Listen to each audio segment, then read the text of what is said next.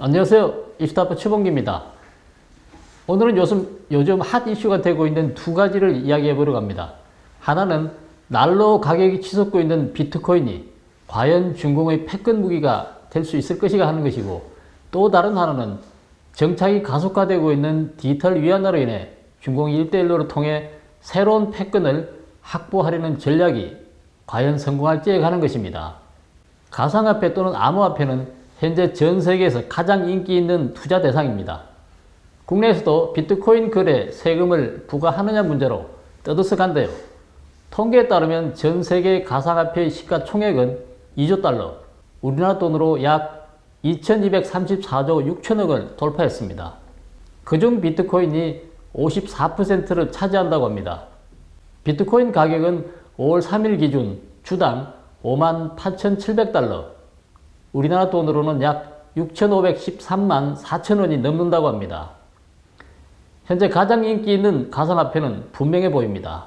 하지만 얼마 전 세계적인 투자가이자 일론 머스크와 함께 페이팔의 공동 창업자인 피터 틸은 한 포럼에서 비트코인이 중공의 금융 무기가 될지 모른다는 우려를 공개적으로 밝힌 바 있습니다.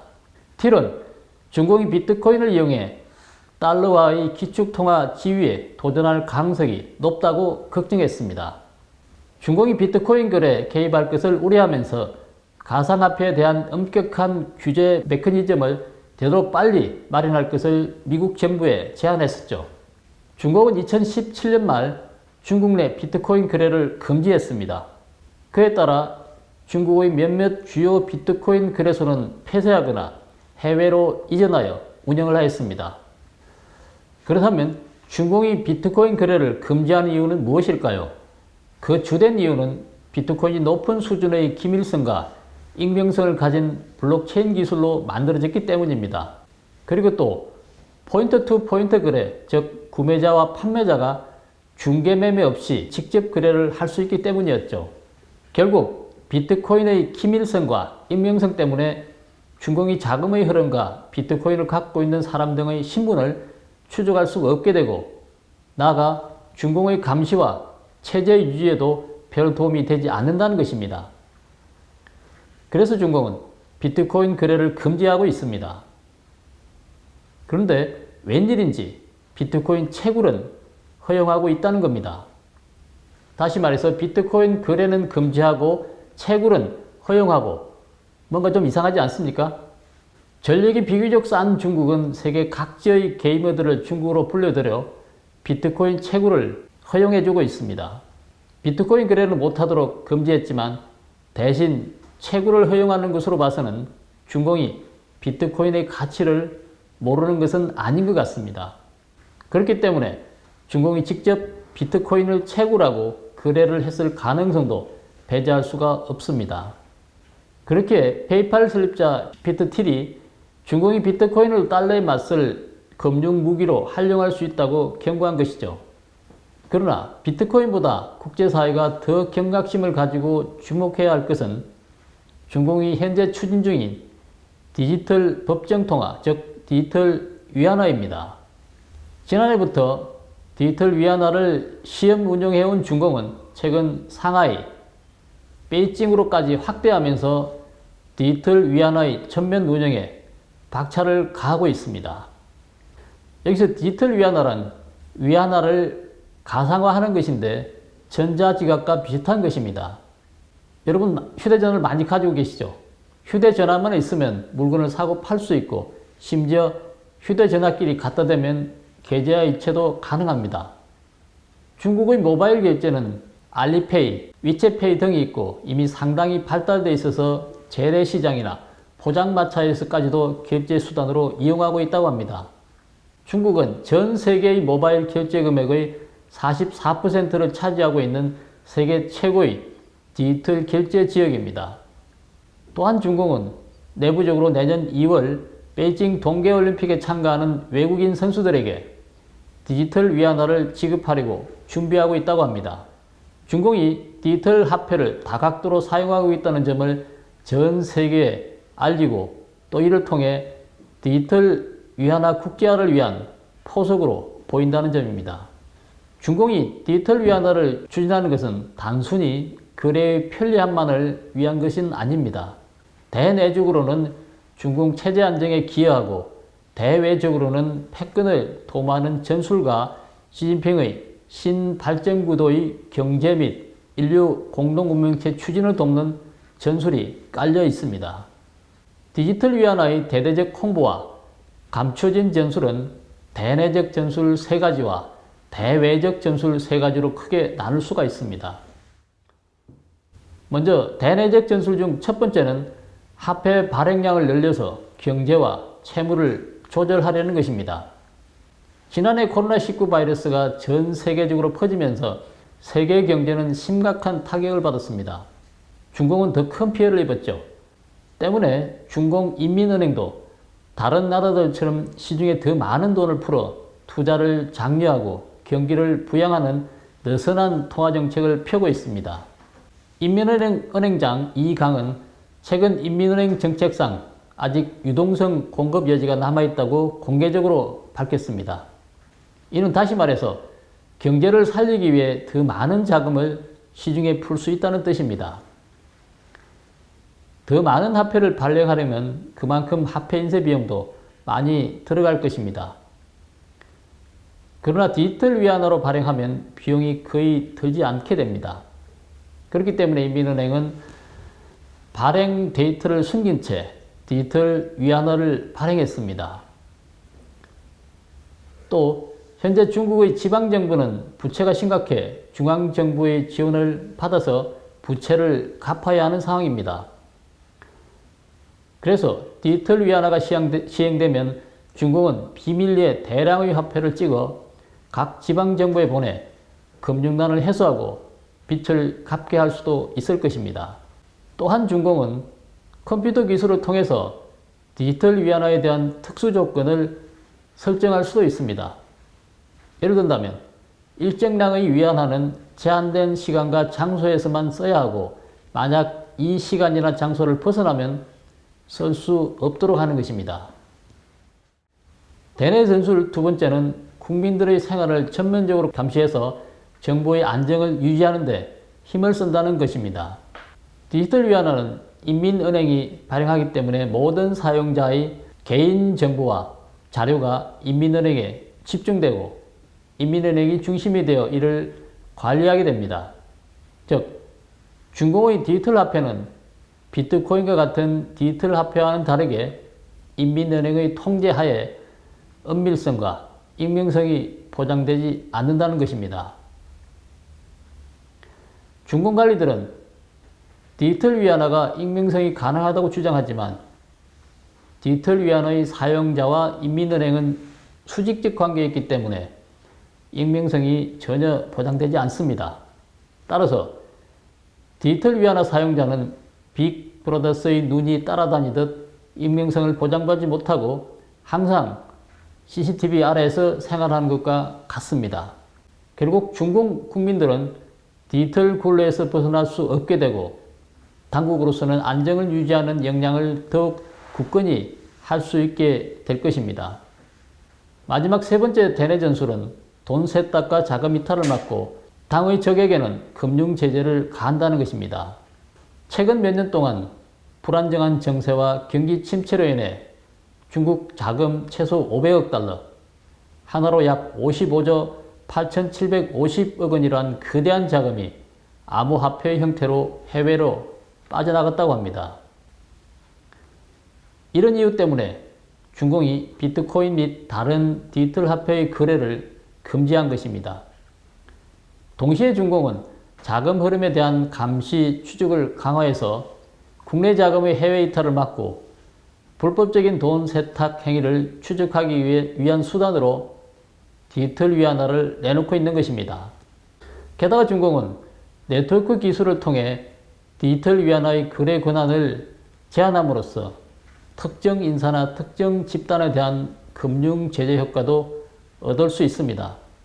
특정 업체는 디지털 위안화를 사용하지 못하게 하는 방식으로 적의 밥줄을 끊어서 압박하는 방식으로 본인들의 제재에 반발하지 못하도록 할 수가 있습니다.